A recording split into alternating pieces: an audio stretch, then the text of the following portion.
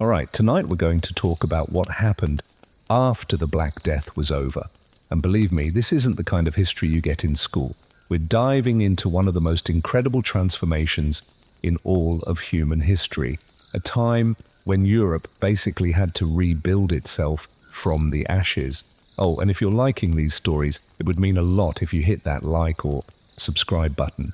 I'm always so curious where everyone is listening from. So go ahead and drop a comment with your city and what time it is for you. It never fails to amaze me how people are drifting off to sleep to this from all over the world. Okay then, find that perfect cozy spot. Take a good, slow breath and just let yourself sink into whatever you're lying on. We are going all the way back to 1453, and trust me, by the time we're done with this story, you're going to be so grateful for that mattress. So, congratulations. You've just woken up in England 35 years after the Black Death tore through Europe like nothing anyone had ever seen. The good news is you made it. The bad news, well, let's just say the world you used to know is completely gone. You open your eyes and the first thing that hits you isn't something you see, but something you don't hear. There's no morning chatter from the village square. No sound of children playing out in the streets. No ringing hammer from the blacksmith's shop. Just a deep, heavy silence. It's that unnatural quiet that hangs over a place where far too many people used to be. Your muscles ache as you stretch out, a deep-down tiredness that comes from pushing your body harder than it wants to go. But in these days, everyone who's still around works harder than they should. There just isn't a choice anymore. You roll over, feeling the rough texture of the straw mattress under you. At least you have a mattress now. Before the plague, serfs like you were sleeping on the bare ground with maybe a few rags to keep you warm. But now, well, when half the population is wiped out, there's suddenly a lot more stuff to go around. It's a strange way for things to work out, isn't it? You sit up slowly, letting your eyes get used to the dim light coming through the one little window. The house itself is bigger than the one you grew up in. It used to belong to the miller and his family. All 6 of them were gone in the span of a single week back in 1348. Their bodies were buried in the churchyard with so many others that they had to start digging mass graves. You try not to think about that too much these days. The floorboards creak as you stand up. Actual wooden floors, not just packed down dirt. You inherited a lot more than just a house when the plague finally did its work. There's a chest in the corner, and inside are clothes that actually fit you. A real cooking pot hangs over the fireplace. There's even a pewter cup, which used to be something only a rich merchant could dream of owning. It's a funny thing about catastrophes. They have a way of spreading the wealth around.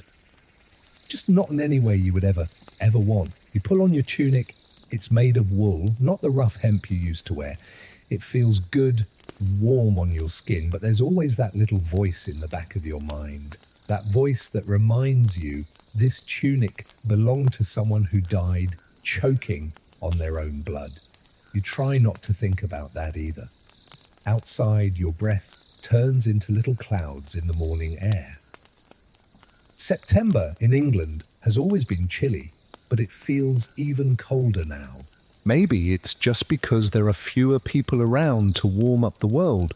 Or maybe it's because when you've seen the amount of death that everyone has, everything just feels a little bit colder. The village of Little Wickham looks like a mouth with half of its teeth missing. Houses just stand empty, their doors hanging open like slack jaws. Gardens are overgrown with weeds and fences are collapsing. In the distance, you can see fields that ought to be golden with grain, but instead they're just brown and empty. There's no one left to work them. Before the plague, this village probably had about 200 people. Now there are maybe 60 on a good day. Your stomach growls, a sharp, insistent reminder. That's something they don't tell you about surviving a disaster. You still get hungry. Life just keeps on going, even when it feels like it has no right to. You start walking toward the center of the village, past the well where people used to gather and trade gossip. The wooden bucket just hangs there, its rope all frayed, and the water level low. Everything is about maintenance now. There just aren't enough hands to keep things running the way they did before. The baker's shop is still closed. It's been shut for 3 years now. Thomas the baker died, along with his wife and his 2 sons. His apprentice tried to keep the business going for a little while, but making bread isn't something you can just figure out on your own. The few loaves he managed to produce were, let's just say, dense enough to build a wall with. These days, everyone bakes their own bread, or at least they try to. It turns out that a lot of knowledge died right along with the people. All those little skills, the ones that get passed down from a parent to a child, gone, just vanished. You can smell wood smoke coming from the direction of the manor house, Lord Edmund's place. He managed to survive, though just barely. He lost his wife, all 3 of his children, and most of his household staff. Now it's just him, his 1 remaining steward, and maybe a dozen servants where there used to be 50. The poor bastard actually has to do some of his own work now. Can you even imagine? But here is where things start to get interesting. This is the part that would have been completely unthinkable before the plague. You're not going to bow and scrape when you see him. You're not going to tug on your forelock and mumble, "Yes, my lord, no, my lord," the way your father always did, because Lord Edmund needs you a whole lot more than you need him. See, when half the workers die, suddenly the ones who are left become very, very valuable. It's supply and demand, medieval style. Your feet crunch on the frost-covered grass as you walk toward the manor. Today is the day you're going to ask for more money. 3 months ago, you would have been whipped for even thinking about it. But 3 months ago, Lord Edmund had other people he could hire. He doesn't have those options anymore. The manor house looms up ahead. Its stone walls used to seem so intimidating. Now they just look like expensive walls around a house that's getting emptier by the day. Most of the windows are shuttered up. There's no point in heating rooms that nobody ever uses. You knock on the heavy wooden door, 3 sharp sounds that echo in the morning quiet. You hear footsteps coming, slow and measured. The steward, Richard, opens the door. He's a man who used to have 3 assistants. Now he does everything by himself. "Morning, Thomas," he says. His voice has that specific kind of weariness that everyone seems to have now, the exhaustion of people trying to do way too much with way too little. "Morning, Richard. I need to have a word with his lordship." Richard just raises an eyebrow. Before the plague, peasants didn't just show up and demand to see the Lord, but these aren't the before times. He's in the solar. I'll let him know you're here." You wait in the great hall, and even in here, you can see how much everything has changed. The tapestries on the walls are dusty.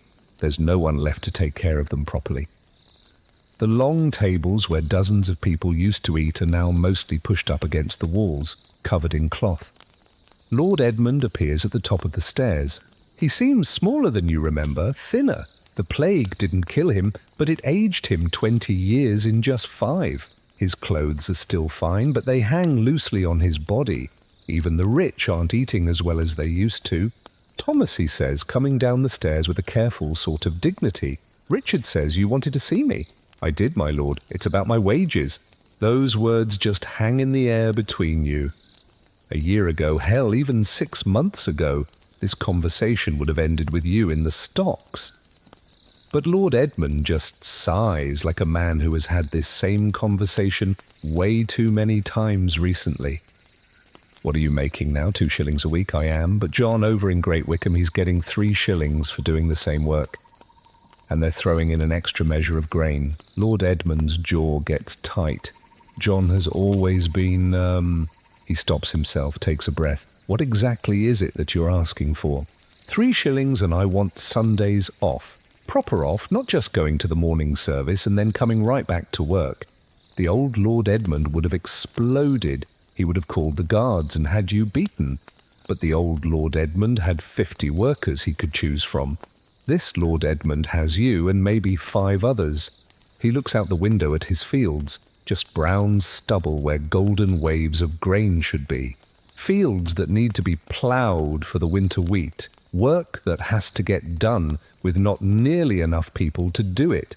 2 shillings and 6pence, he finally says. And Sunday afternoons off. You pretend to think about it, even though honestly it's more than you were even hoping for, but you've learned something really important in these last few years. When someone needs you more than you need them, you have the power. Done, you say, and you hold out your hand. He shakes it. A lord shaking hands with a peasant. Your grandfather would have fainted right on the spot. As you walk back through the village, you pass by the churchyard. The original cemetery was completely full by the time the plague was done, so they had to dig new sections. Then those filled up too. Now there are graves scattered all around the church, like fallen leaves. But life, somehow, just keeps going on. You see Margaret hanging laundry behind her cottage. She's wearing a dress that's a little too fine for a widow, but her husband had been the most successful merchant in the village before he died. Now she owns his business, what's left of it. Women inheriting property, running their own shops. That's another thing that would have been impossible before. It's strange how a catastrophe can create opportunities. She gives you a little wave, and you wave back. Maybe later, after the work is done, you'll stop by.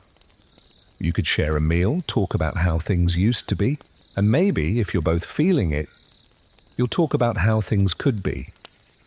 Because that's the one thing nobody ever tells you about surviving disasters. Eventually you start to think about the future again. Your stomach rumbles one more time, reminding you that survival still comes down to the basics: food, shelter, and work. But as you head toward your own fields, the ones you're renting now that you can afford it, you're thinking about more than just surviving. You're thinking about getting ahead. The walk to your fields takes you past the old grain mill. The big wheel is still turning, but it's moving slowly. There just isn't enough grain to keep it busy. Before the plague, this mill was running from sunrise to sunset during the harvest. Now it runs maybe 2 or 3 hours a day. But even that is slowly starting to change, because the people who survived, they're eating better, working less, and demanding more for their time. And when people have more money in their pockets, they buy more grain, more meat, more of everything. It's like watching a broken machine slowly start to crank back to life. But it's running differently now. Better, in some ways. Your fields stretch out in front of you. They're not huge, but they're yours. Well, they're rented, but on terms that your father never could have dreamed of. Lord Edmund was so desperate to have someone work this land that he agreed to let you keep 60% of everything you grow. Before the plague, a peasant might have kept 20% if he was lucky. The soil is dark and rich, all ready for the winter planting. You run a handful of it through your fingers, feeling the potential in it. This land could feed a family with enough left over to sell at the market. Maybe even enough to buy that little piece of property down by the river that's been sitting empty ever since the Hartwell family died. Because here's the thing that nobody ever expected. When the plague finished killing people, it left behind a world with tons of land and very few workers. And for the first time in centuries, that meant that ordinary people actually had choices. You spend the morning breaking the ground for winter wheat. The wooden plough cuts clean furrows into the earth. It's good work, honest work, but it's also work that you chose to do. You're out here because you want to be, not because some lord ordered you to be here. That makes all the difference in the world. Around midday, you stop for some bread and ale. The bread is your own, made from grain that you grew yourself. It's a little dense and a little burned on one side, but it's yours, and that makes it taste better than any bread some baker ever made. As you eat, you watch the smoke rising from chimneys around the village. There are fewer chimneys than before, but the ones that are lit seem to burn brighter. People are heating their homes better now. They're eating heartier meals. They're wearing warmer clothes. The plague took so much, but it also left everything behind for the survivors. You finish your meal and get back to your work.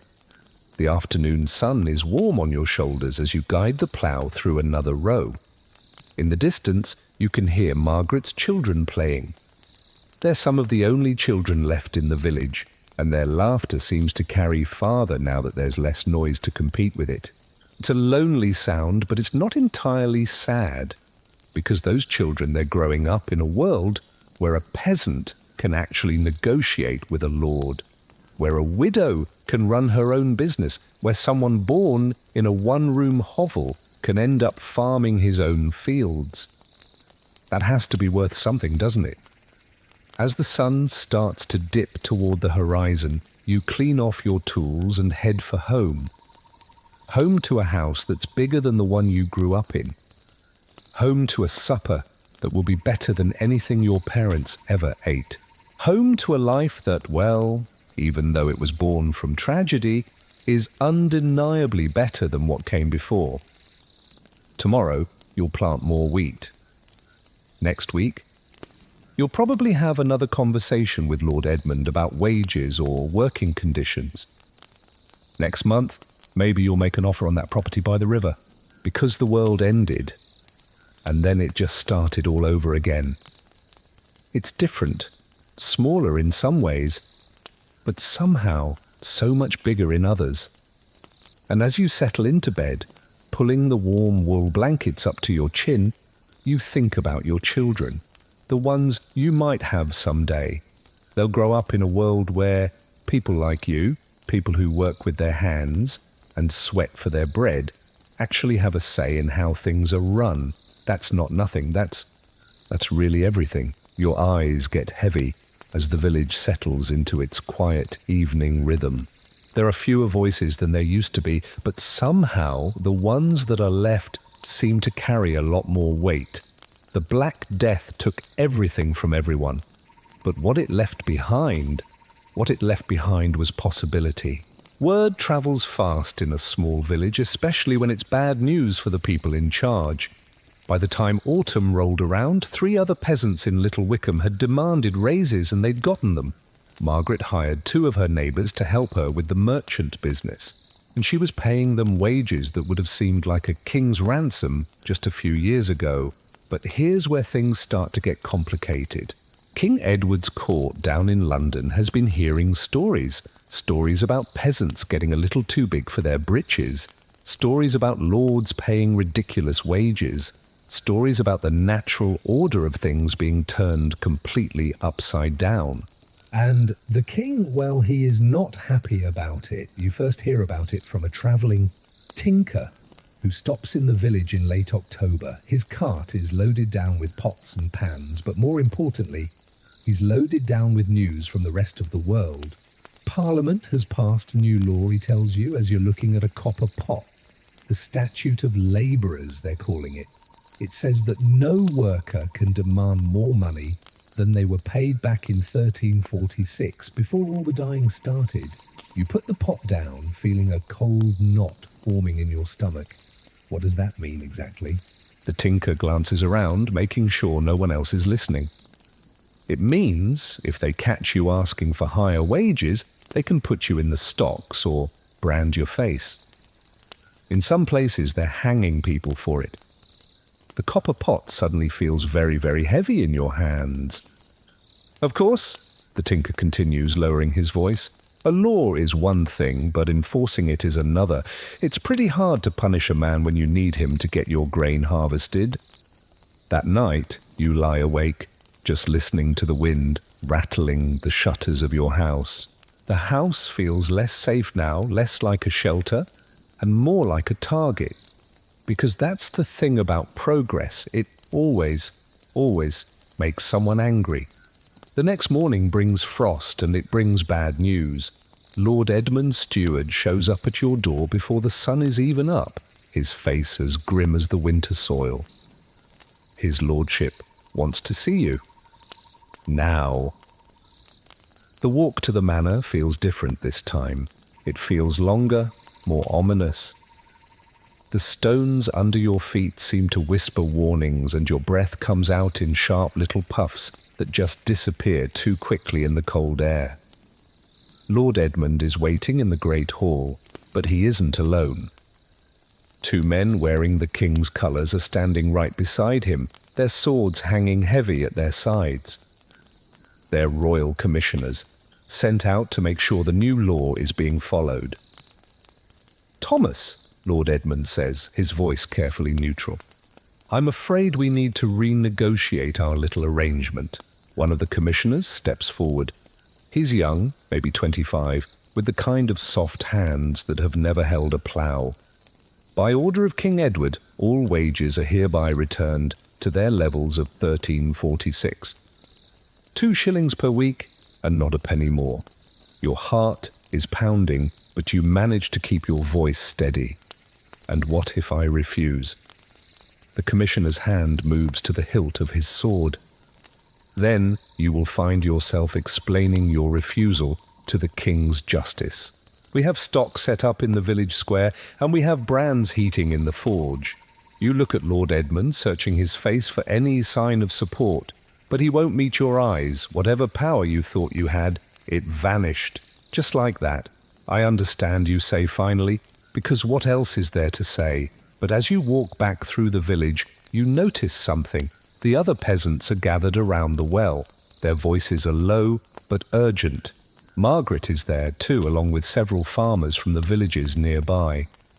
Word travels fast, but resistance travels even faster. "They can't just take it back," someone is saying. "We're the ones doing all the work. We're the ones they need." "King or no king," another voice adds, "dead men can't plant grain." You join the circle, feeling the tension in the air, crackling like lightning before a storm. These are people who have had a taste of freedom, and they are not about to give it up. "What are you thinking?" you ask. Margaret speaks up, her voice carrying an edge you've never heard before.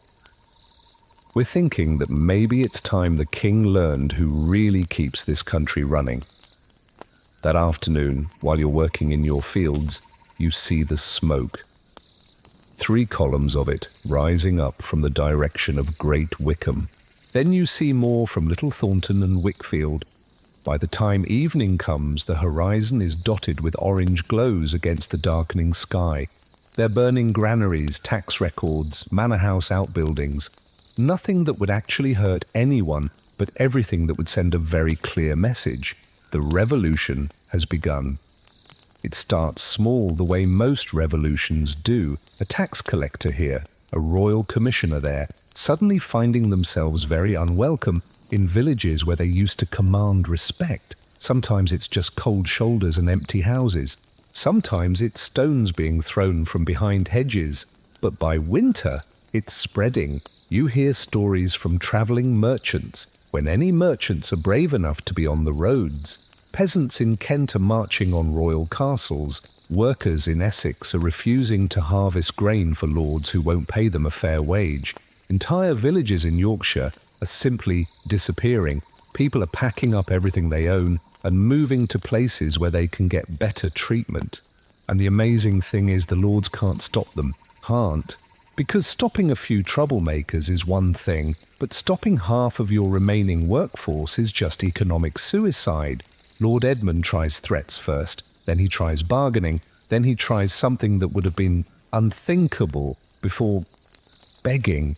"Look," he says, during another awkward meeting in the Great Hall, "I know the commissioner said 2 shillings, but what if we called it 2 shillings plus expenses, food allowances, extra grain rations? You pretend to consider this, though really you're just enjoying watching a lord squirm. What kind of food allowances? Well, meat twice a week, good bread, ale with your dinner, and housing. You can keep the house you're in now, no rent. It's not everything you had before, but it's something.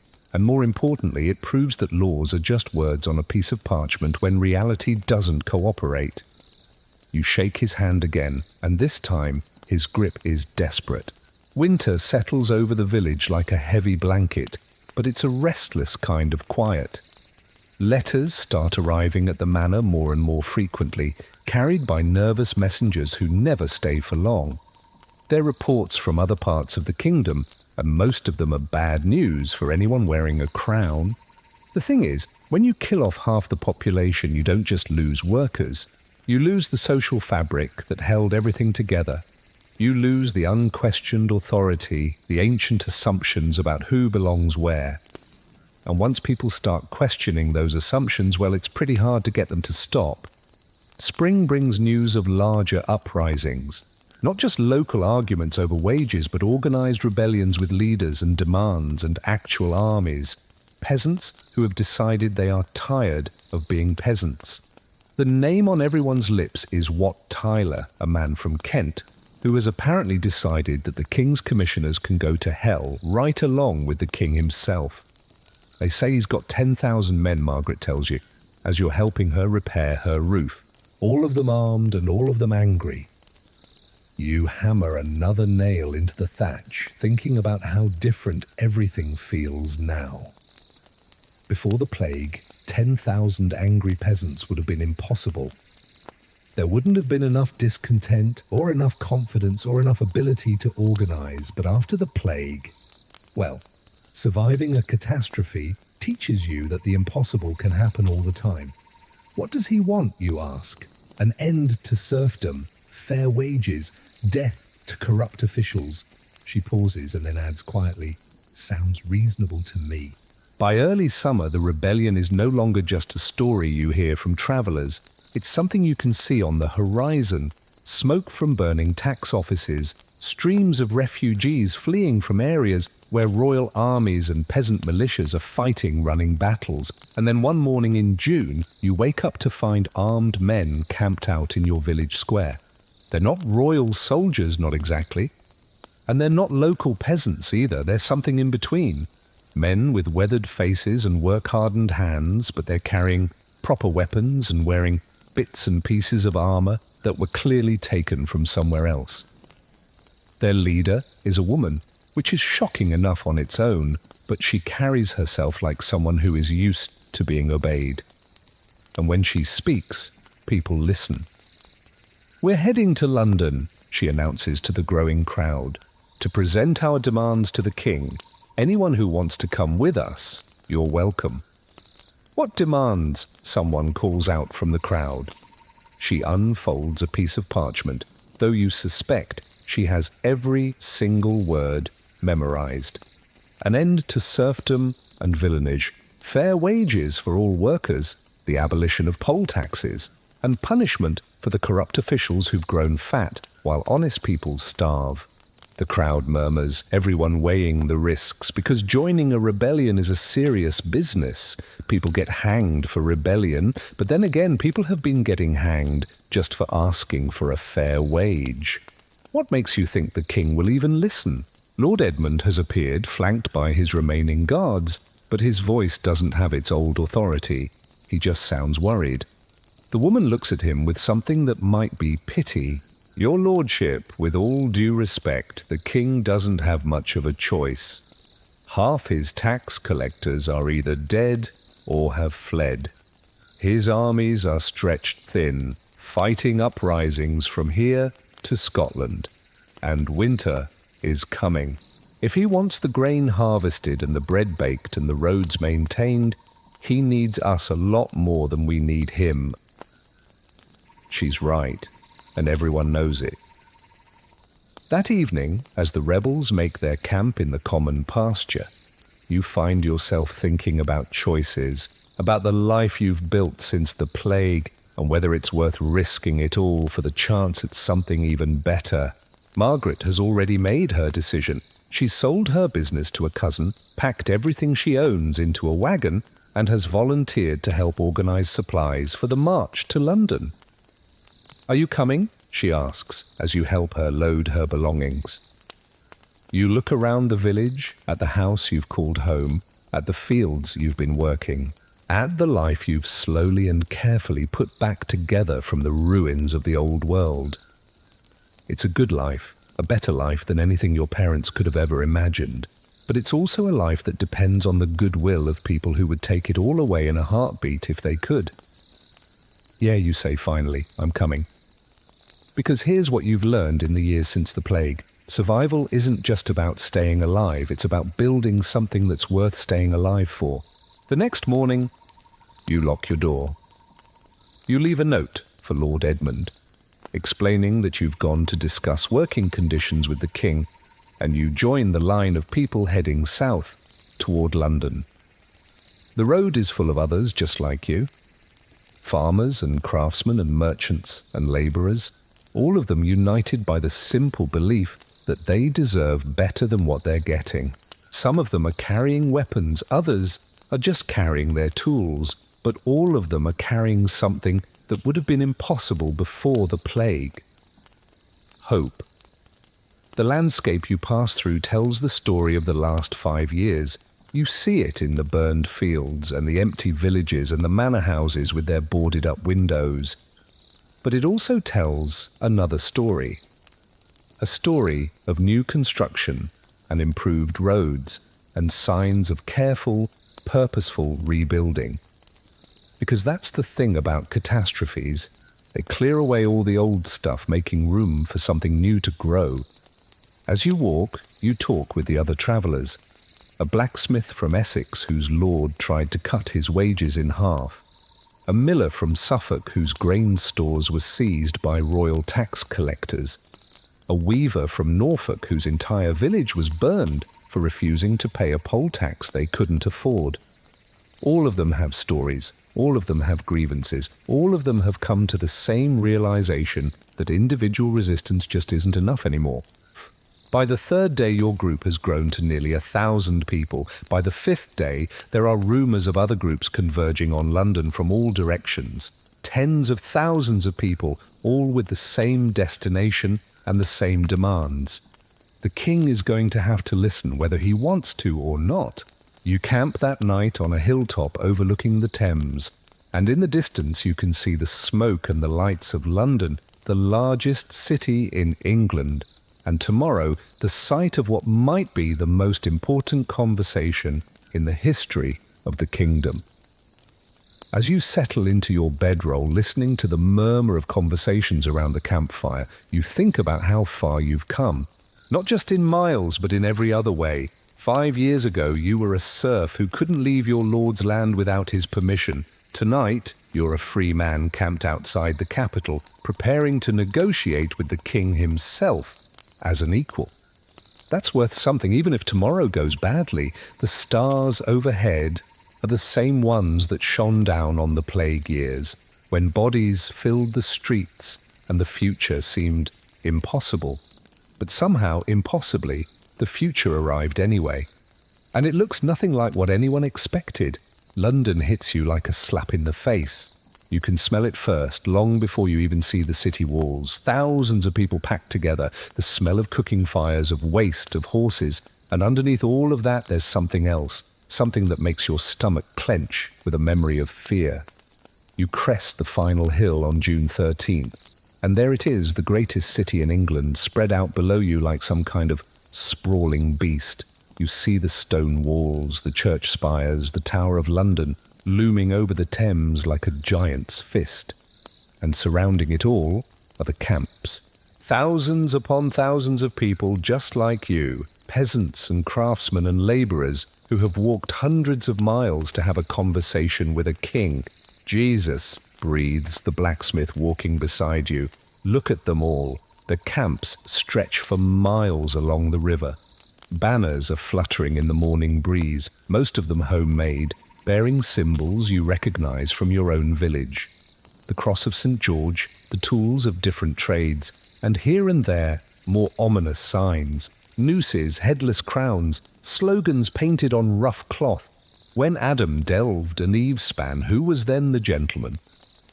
Your group finds a space on a hillside called Blackheath, where the rebels from Kent have gathered under their leader. Wat Tyler is smaller than you expected, maybe 40 years old, with the kind of weathered face that speaks of a life of hard work and harder decisions. But when he talks, every single person listens. "Brothers," he says, his voice carrying across the camp without any strain. "Tomorrow we enter the city, not as conquerors, but as free men seeking justice from our king." Cheers rise up from the crowd, but Tyler raises a hand for quiet. "Remember, we are not here to destroy, we are here to build, to tear down the corrupt system that has kept us all in chains, and to replace it with something fair, something human." You find yourself nodding along, caught up in the hope and the energy of the moment. Around you, faces are shining with something that's been missing from English villages for way too long. Possibility. That night, you can barely sleep. The excitement is infectious, crackling through the camp like lightning. People are sharing food and stories and dreams of what will come next. A miller from Canterbury talks about starting a cooperative where the workers would all share in the profits. A weaver from Dover imagines guilds run by the craftsmen themselves instead of by wealthy merchants. But underneath all that hope, there's a tension, because everyone knows that what happens in the next few days will determine whether this all ends in triumph or in a massacre. Dawn breaks grey and misty over the Thames, and with it comes movement. Thousands of people breaking down their camps, gathering their belongings, forming loose columns that stretch all the way back to the horizon. The march into London begins. You walk with Margaret and the blacksmith, part of a river of humanity. Others lean out of their windows, cheering, throwing down bread and coins. A few brave souls actually come down and join the march, craftsmen and labourers who have been nursing their own grievances against the wealthy merchants who run the city. But it's when you reach the wealthy quarter that things really get interesting. The houses here are different. They're larger, built of stone instead of timber, with courtyards and gardens, and all the signs of lives lived in comfort, while others struggled. Someone throws a stone. You're not sure who started it, but suddenly the air is full of them. Windows shatter, doors splinter, and the crowd gets a taste of blood. The Savoy Palace. That's where it really begins. It's the residence of John of Gaunt, the most magnificent building in London after the royal palaces. It's home to the man who has been the real power behind the throne while the young King Richard grows into his crown. Someone shouts, "Burn it!" And suddenly everyone is shouting it. You find yourself swept along with the crowd, through the palace gates and into courtyards filled with treasures that represent more wealth than your entire village sees in a decade. There are tapestries, gold plates, furniture carved from exotic woods, and all of it, every single bit of it, was bought with money that was squeezed from people who work for a living. The palace burns beautifully. You stand in the courtyard, watching the flames lick at the windows, feeling the heat on your face. You think about justice, about balance, about how sometimes the only way to build something new is to burn down what came before. Margaret appears beside you, her face lit by the orange glow. "Feels good, doesn't it?" she asks. "Yeah," you admit, it does. But even as the palace is burning, Tyler is trying to maintain some kind of order. You see him moving through the crowd, reminding people that they are here for justice, not for revenge. That destroying property is one thing, but harming people is another. For the most part, people listen to him. Mostly. The Fleet prison gets opened, and suddenly the streets are full of freed prisoners. Some of them are debtors, people who were imprisoned for owing money they couldn't possibly pay. Others have been locked up for more serious crimes. Temple Bar burns next, along with all the legal records that were stored there.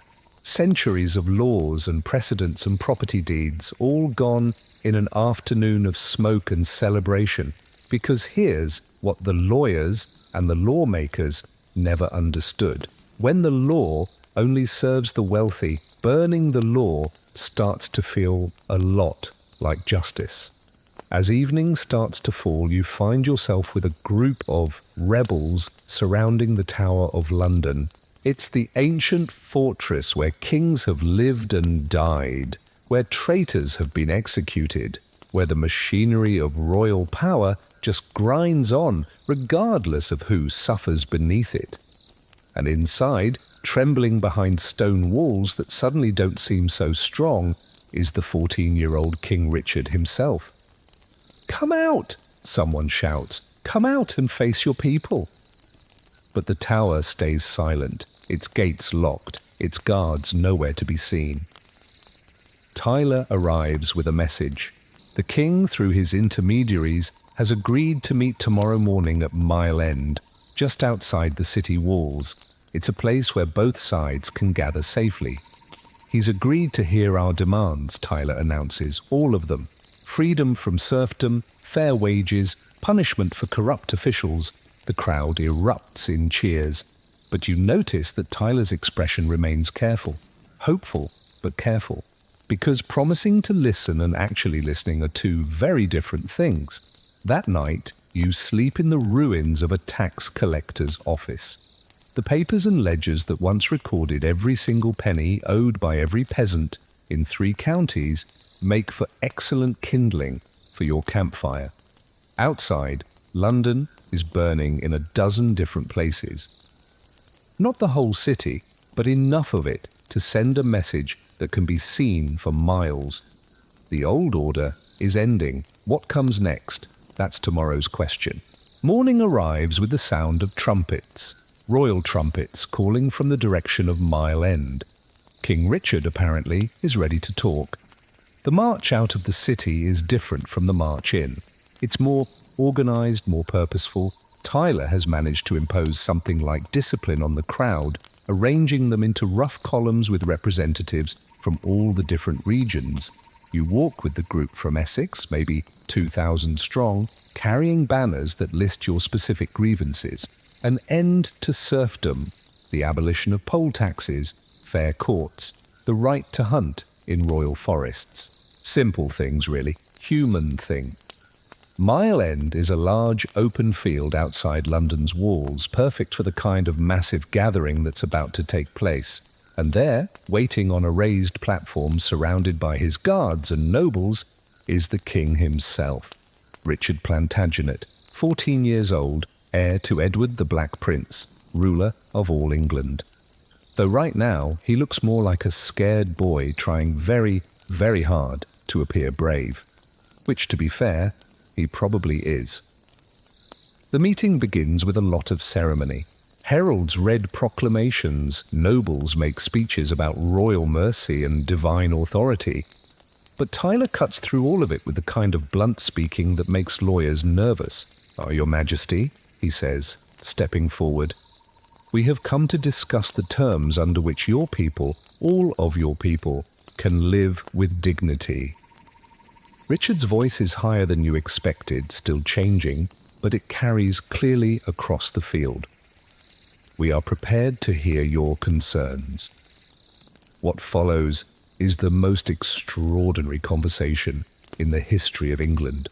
A king negotiating with peasants as equals. Tyler presents their demands one by one. An end to serfdom and villanage, freedom for all bondmen. A reduction of rents to reasonable levels. Amnesty for all the rebels. And charters guaranteeing these rights forever. And Richard, young, scared, but apparently well-advised, agrees to all of it. Every single demand. The crowd just erupts. People are weeping, embracing each other, falling to their knees in gratitude. You find yourself shaking, completely overwhelmed by the scale of what just happened. Serfdom ended just like that. With words on a piece of parchment and a royal seal. Scribes begin copying out charters immediately, documents that will be carried back to every village and every town, proof that the old system is dead and something new has been born. You're handed one of the charters. The parchment is still wet with ink, bearing the royal seal that makes it law. Freedom spelled out in Latin and English, as official as the sunrise. Margaret is crying, and you realize that you are, too. But even as the celebration begins, you notice something. Tyler isn't celebrating. He's watching the king and the nobles around him with the careful attention of a man who knows that promises made under pressure are very easily broken once that pressure is gone. And he's right to be careful. Because while this meeting is happening, while charters are being written and hands are being shaken, other things are happening too. A group of rebels, frustrated by the slow pace of the negotiations, has decided to take more direct action. They've stormed the Tower of London, overwhelming the guards, searching for the men they hold responsible for years of oppression: Simon Sudbury, the Archbishop of Canterbury and Chancellor of England. The man who blessed the poll taxes and defended the old system. Robert Hales, the Treasurer of England, the man who collected those taxes and filled the royal coffers while peasants starved. And John Legger, the bureaucrat who designed the whole system of oppression. They find all three of them, drag them from their hiding places, and execute them on Tower Hill. The news reaches Mile End just as the charter ceremony is ending. It's carried by a breathless messenger who can barely get the words out.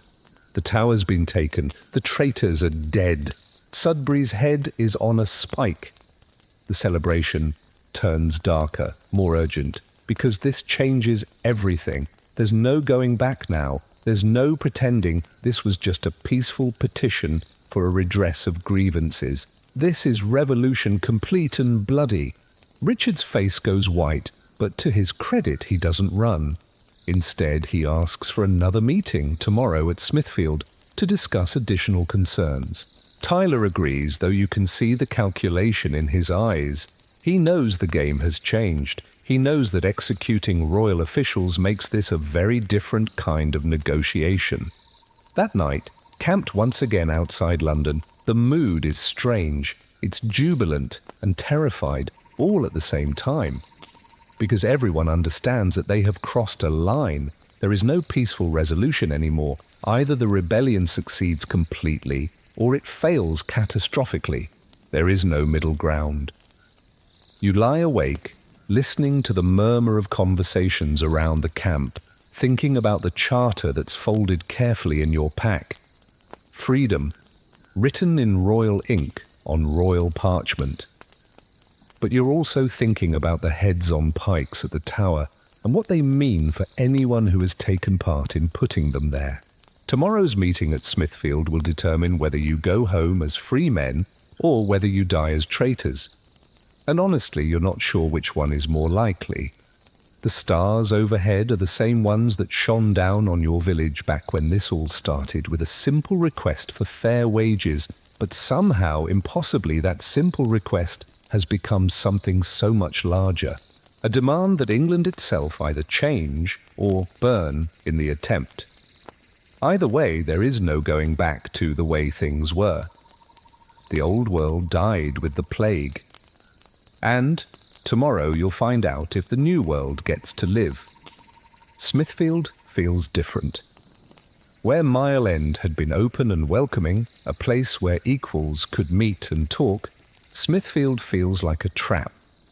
It's smaller, more enclosed, with way too many places for armed men to hide. You notice these things now. After a week of revolution, your eyes have learned to see threats, to calculate the distance to an exit, to recognize the difference between a nervous guard and a dangerous one. The king arrives with more soldiers this time, a lot more. They ring the field in neat formations, supposedly for his protection, but you can't shake the feeling that they're there for a different kind of protection entirely. Richard looks different too, less like a scared boy, and more like someone who spent the night getting advice from people who know how to deal with troublesome peasants. Wat Tyler steps forward, and you can see the tension in his shoulders. He knows this isn't going to go like yesterday's meeting did, but he's committed now. He's in too far to back down. Your Majesty, Tyler begins, we've come to discuss additional terms, But Richard cuts him off. The terms we discussed yesterday are sufficient. We suggest you return to your homes and trouble us no more. Those words hit the crowd like a physical blow. Yesterday's promises are suddenly conditional, suddenly negotiable. Tyler's voice hardens. With all due respect, Your Majesty, those terms didn't address everything. We need guarantees, real guarantees, and we need them in writing, with penalties for anyone who tries to reverse them. You need? Richard's voice carries a new edge. You forget yourself, Tyler. We are your king. You do not make demands of us.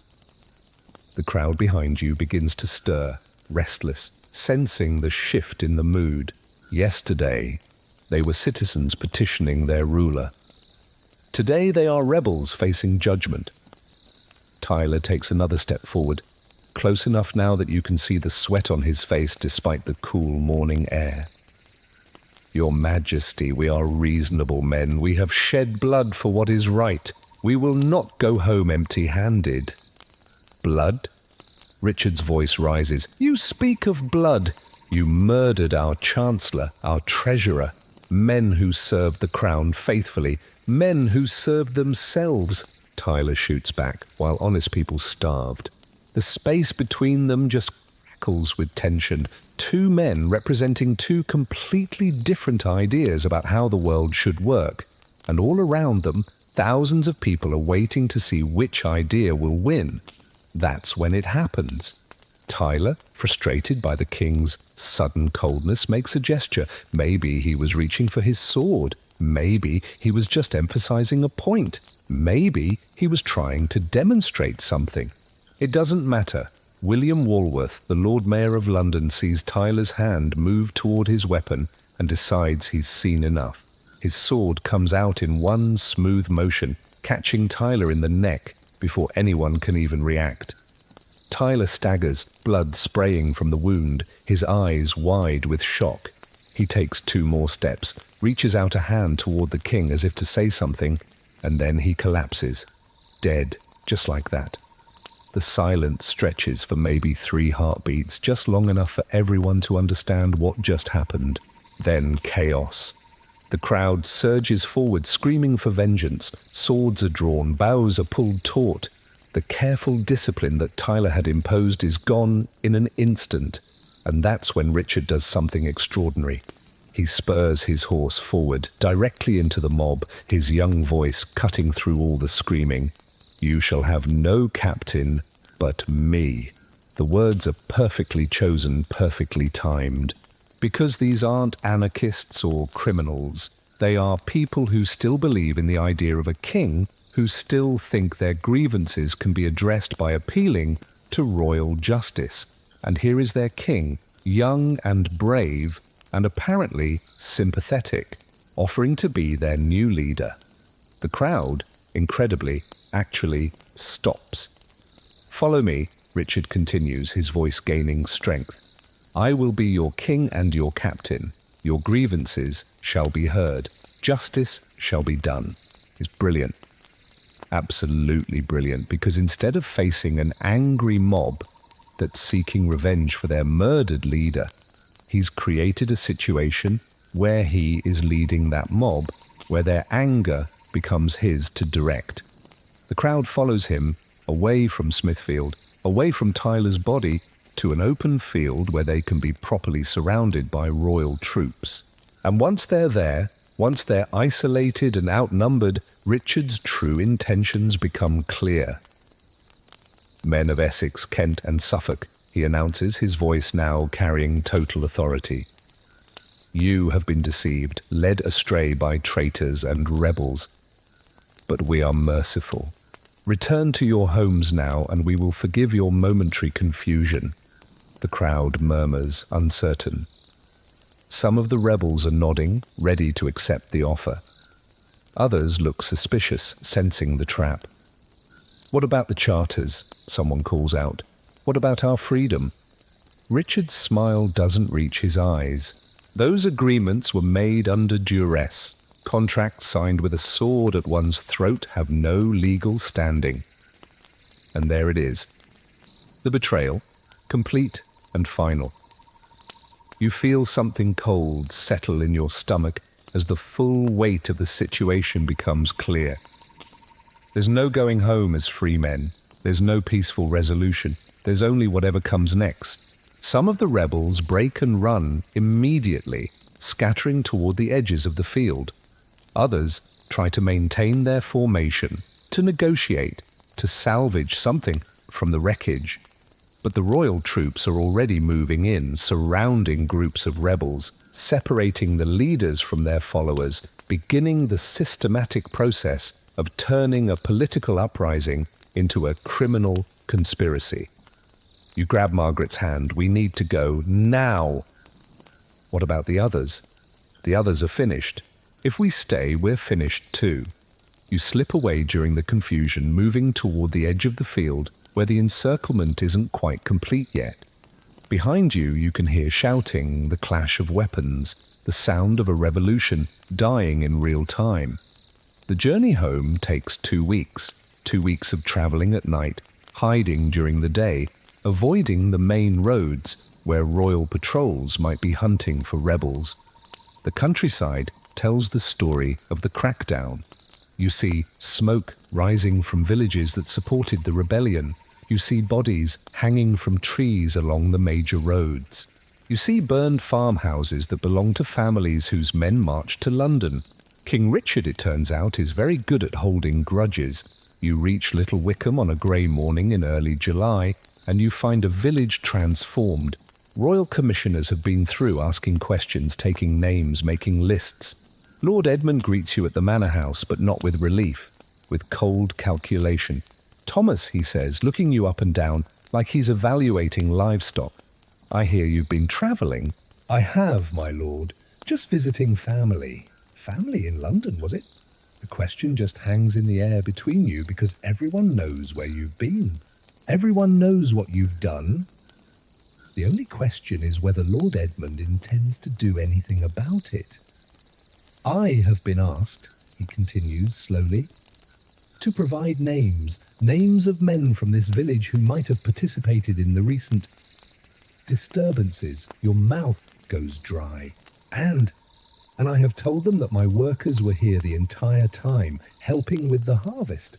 Far too busy to go gallivanting off to London. Relief floods through you, but it comes with a price tag attached.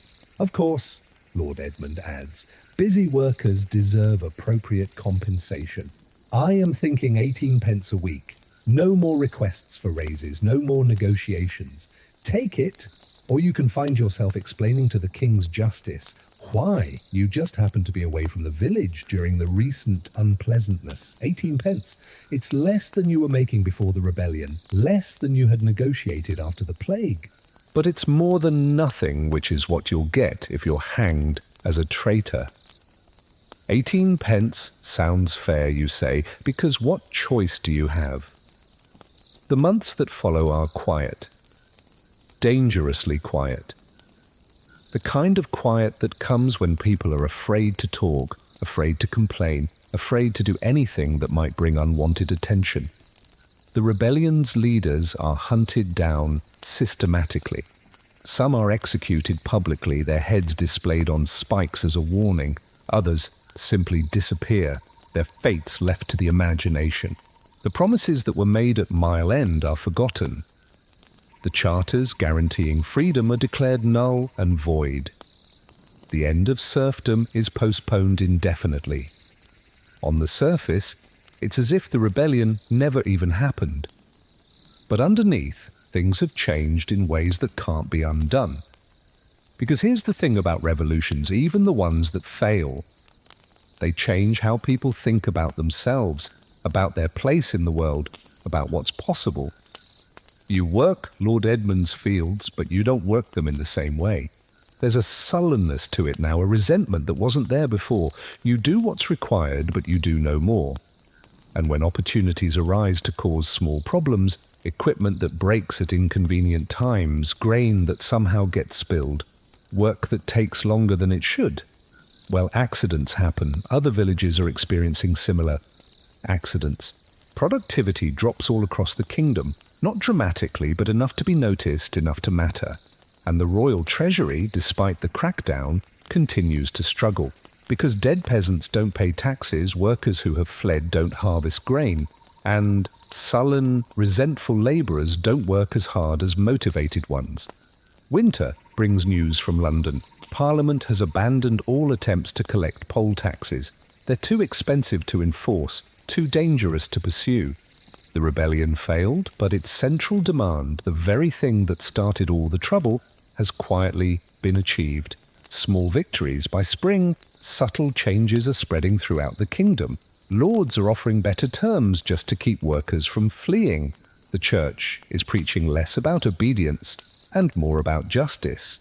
Merchants are hiring workers at wages that would have been unthinkable just a few years back, not because anyone changed their minds about the natural order of things, but because the natural order, after the plague, after the rebellion, simply doesn't work anymore. Margaret's doing well. She's opened a new shop in the next village over, buying and selling goods for travellers. Business is good partly because she's smart and partly because she's one of the few people left with enough capital to take advantage of the opportunities. Funny how things work out, she says one evening, as you share some ale by her fireplace. All that fighting, all that dying, and in the end we got most of what we wanted anyway, did we? Look around you. You're paying lower rent than you were before the rebellion. I'm running my own business. The poll tax is gone. Lords are competing for workers now instead of the other way around. She's right in a way. The rebellion failed, but the world it was fighting for, that world arrived anyway, slowly, quietly, through 1,000 small adjustments and compromises, because that's how real change usually happens. Not through grand gestures and dramatic confrontations, but through the steady, persistent pressure of people who simply refuse to accept the unacceptable. You think about Wat Tyler sometimes, lying in the dirt at Smithfield, with blood pooling around his head. He died for nothing and for everything. The immediate cause was lost, but the deeper cause, the thing he was really fighting for, that survived. Freedom isn't just a word on a piece of parchment. It's a way of thinking, a refusal to accept that some people matter more than others just because of where they were born. And once that idea gets loose in the world, it is very, very hard to put back in the bottle. Outside Margaret's window, you can see lights in the houses across the village. People are living their lives, making their choices, building their futures, not as serfs or bondmen, but as free people who just happen to be poor. That's not nothing. That's actually everything. The plague took half the population of Europe. The rebellion that followed took hundreds more lives. But what emerged from all of that death, what crawled out of the wreckage of the old world, was something unprecedented. A society where ordinary people had choices, where someone born in a hovel could end up owning land, where a widow could run a business, where a peasant could tell a lord no and live to talk about it. It wasn't the world that Tyler dreamed of, but it was closer to that dream than anyone thought possible. Back when the dying started and the future seemed impossible, change comes slowly and then all at once. And sometimes, if you're very, very lucky, you get to live through the moment when everything shifts, when the old assumptions crumble and when new possibilities suddenly seem real. The Black Death was the worst thing that ever happened to medieval Europe. But what came after, what grew from the soil that was fertilized by all that death, was the beginning of the modern world. A world where people like you matter, where your voice counts, where the future belongs to everyone, not just the people who were born wealthy enough to own it. That's worth remembering as you drift off to sleep. In a house you chose to live in, earning wages you helped negotiate in a village where you're free to stay or go as you please. The revolution failed, but somehow, impossibly, you won anyway. Time has a funny way of healing wounds you thought would never close. It's been 15 years since the rebellion. 15 years since Wat Tyler died in the dirt at Smithfield. 15 years since you walked home from London with a price on your head and a revolution in your heart. Now you're 43 years old, you own your house outright. Your fields produce enough grain to feed your family and still have some to sell at the market. And your oldest son is learning how to read, something that would have been impossible for someone of your class before the plague changed everything. And sometimes, on quiet evenings when the work is done and the village settles into its peaceful rhythm, you almost forget how the world used to be. Almost. But then something happens to remind you. A letter arrives from a cousin in Venice, or a merchant passes through with stories from France. Or you catch sight of one of those strange new doctors walking through the countryside wearing their peculiar bird-like masks. And you remember that the real changes are still spreading like ripples in a pond. The Venetians, clever bastards that they are, figured something out that nobody else had. They realized the plague wasn't just God's wrath or bad air or a punishment for sin.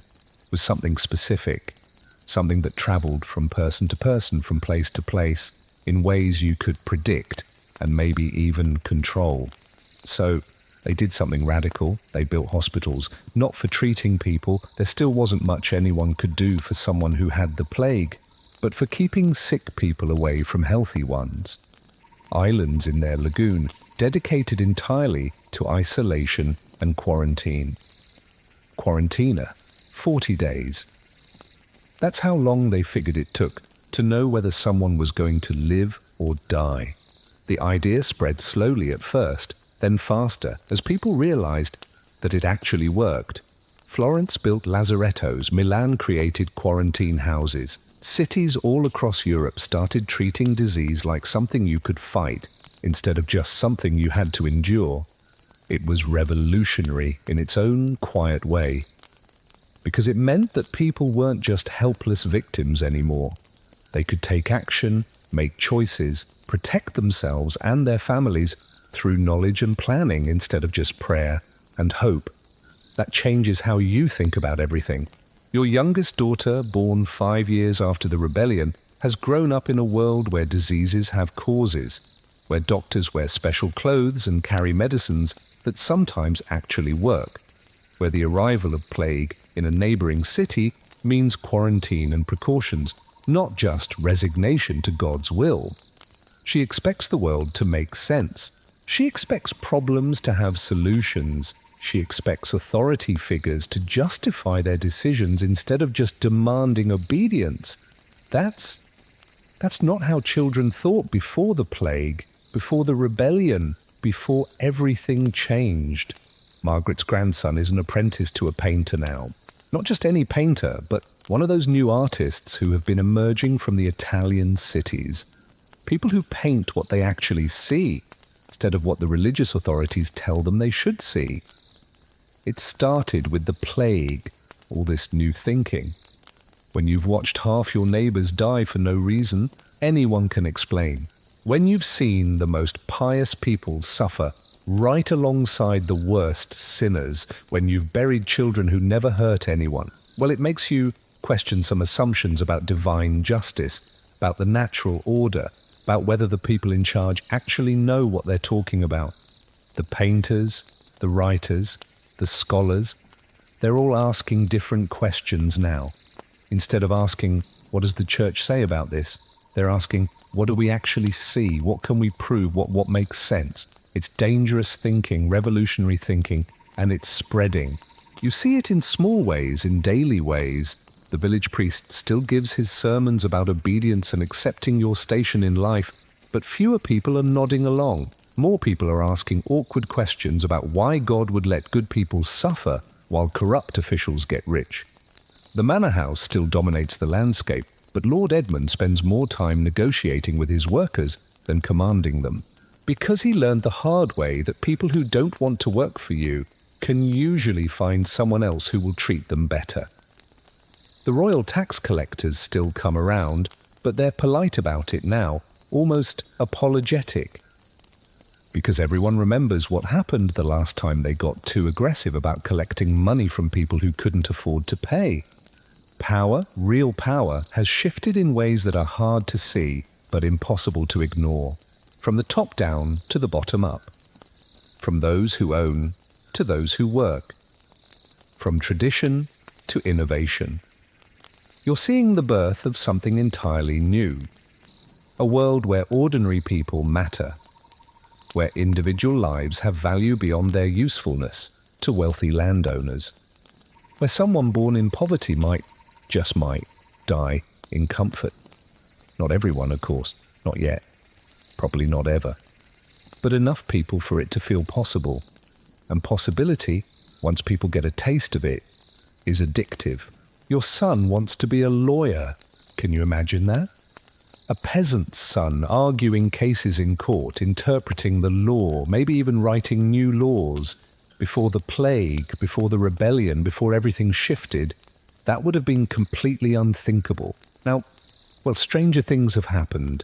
The universities are different too. They're still exclusive, still expensive, but they're no longer quite as rigid about who gets to attend. Scholarship students from merchant families, bright young men whose fathers work with their hands instead of with inherited wealth. Slowly, knowledge is becoming less of a monopoly. Books are still rare, still precious, but there are more of them than there used to be. Copying manuscripts is faster now, more efficient. And the topics are broader, less focused on religious doctrine, and more interested in practical things: medicine, engineering, astronomy, agriculture. How to actually solve problems instead of just explaining why God allows them to exist. You've learned to read a little yourself. Not much, but enough to puzzle your way through contracts and legal documents. Enough to know when someone's trying to cheat you with fancy language. Knowledge is power, and power, even a little bit of it, changes everything. The roads are better maintained now, not because the king ordered it, but because merchants and travelers demanded it, because people who can afford to travel want safe, reliable routes, because local communities realized they could tax the use of the roads and fund the improvements themselves. Self-interest, properly organized, turns out to be a powerful force for positive change. Who knew? The markets are livelier too. More goods, more choices, more competition between the sellers, which means better prices for the buyers, better wages for the workers, and better opportunities for anyone clever enough to spot them. Margaret is doing very well indeed. Her trading business now spans 3 counties, dealing in everything from grain to metalwork to exotic spices from places you can't even pronounce.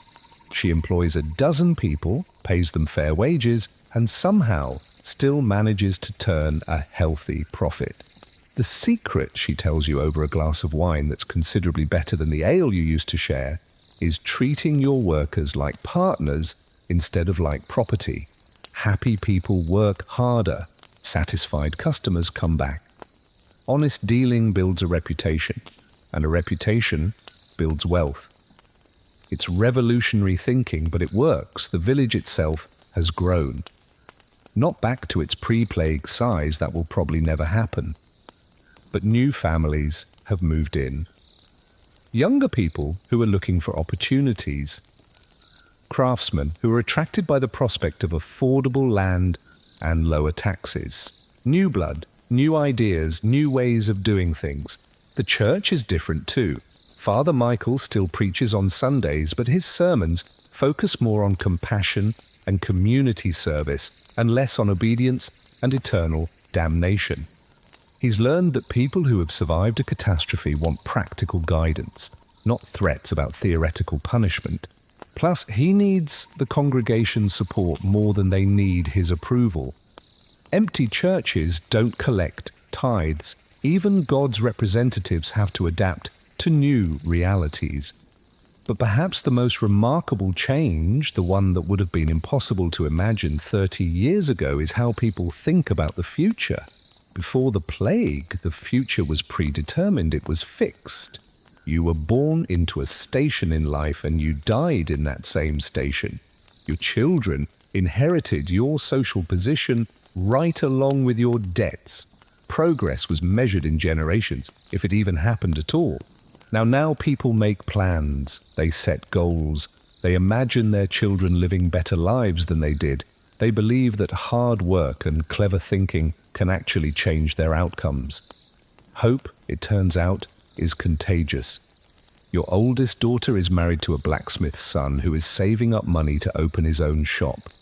Your middle son works as a clerk for a wool merchant, learning the business, planning to eventually start his own trading company. Your youngest wants to study medicine, to become one of those new doctors who actually heals people instead of just blessing them. 3 children, 3 different paths, and all of them are leading upward. That's not luck, that's not an accident. That is the direct result of living in a world where social mobility, while it's still difficult, is at least possible. The Black Death created that world, not intentionally, not kindly, but definitively. By killing so many people, it broke the rigid social structures that had kept everyone locked in place for centuries. By creating labor shortages, it gave ordinary workers a bargaining power they had never had before. By demonstrating that traditional authority couldn't protect anyone from a catastrophe, it opened up a space for new kinds of thinking. The price was horrific. 25 million people dead in Europe alone. Families were destroyed, communities wiped out, an entire generation was traumatized by losses that were too great to even comprehend. But from that trauma somehow emerged something unprecedented. A society where individual merit mattered more than inherited status, where innovation was valued right alongside tradition, where people could question authority without facing immediate execution. The foundation. You're sitting by your fireplace on a winter evening in 1398, watching your youngest daughter practice her writing by the light of a candle. Her letters are neat and careful, better than your own halting attempts at literacy. She's writing a letter to her cousin in London, describing life in the village, sharing news and gossip, and her plans for the future. Just ordinary correspondence between ordinary people.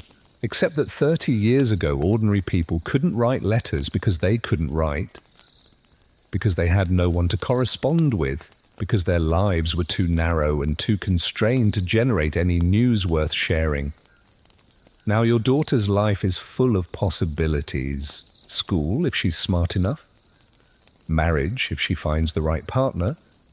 Business, if she's ambitious enough. Travel, if she's adventurous enough. Freedom, not unlimited, but real. That is the plague's strangest legacy. Not the millions of deaths, though those are remembered. Not the economic disruption, though that is still being felt, but the simple fact that people now expect their lives to matter. They expect their voices to be heard. They expect their work to be valued.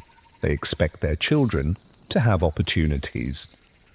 And expectations, once they have been raised, are very hard to lower. Outside your window, the village is sleeping peacefully under a blanket of snow. Smoke rises from the chimneys. Dogs are barking in the distance. Someone is playing a lute, badly but enthusiastically. Normal sounds, comfortable sounds, the sounds of people living their lives without the fear of sudden catastrophe or arbitrary punishment. It took 30 years, but somehow, impossibly, normal came back. It's different than it was before, better in many ways, but it's recognizably, blessedly normal. The plague taught Europe that catastrophe was always possible. The rebellion taught it that change was always possible too.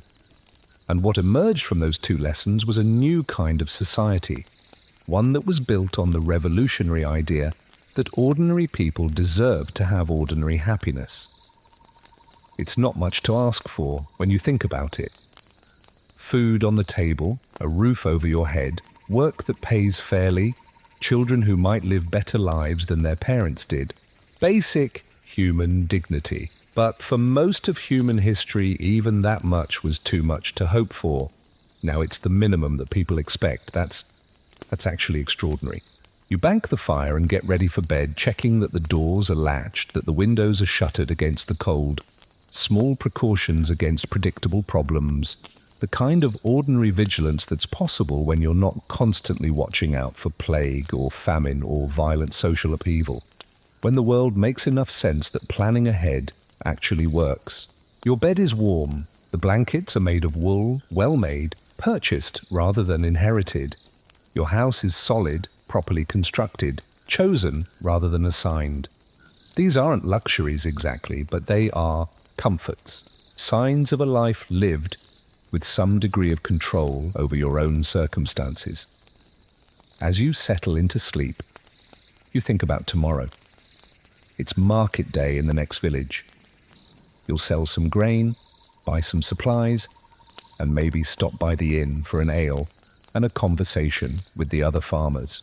Ordinary plans, normal expectations, the kind of boring day-to-day existence that is only possible when society isn't collapsing all around your ears.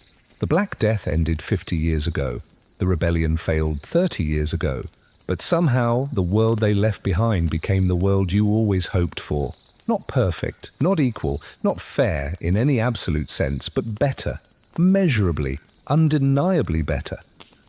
And that, as you drift off to sleep in a house you own, in a bed you chose, in a life you built, through your own decisions and your own efforts, that's enough, more than enough. It's everything, really. The future, whatever it brings, belongs to people like you now. People who work for a living. People who think for themselves. People who expect tomorrow to be at least as good as today, and who are willing to work to make it happen. That is the Black Death's most unexpected gift. Not the ending it brought, but the beginning it made possible. The beginning of a world where ordinary people matter, where you matter, where your story, this story, becomes part of something larger than any one individual life, but is made meaningful by the sum of all those individual choices. Sleep comes easily in such a world. Dream peacefully in such a time. Tomorrow will be better, not perfect, but better, and that is revolution enough for anyone.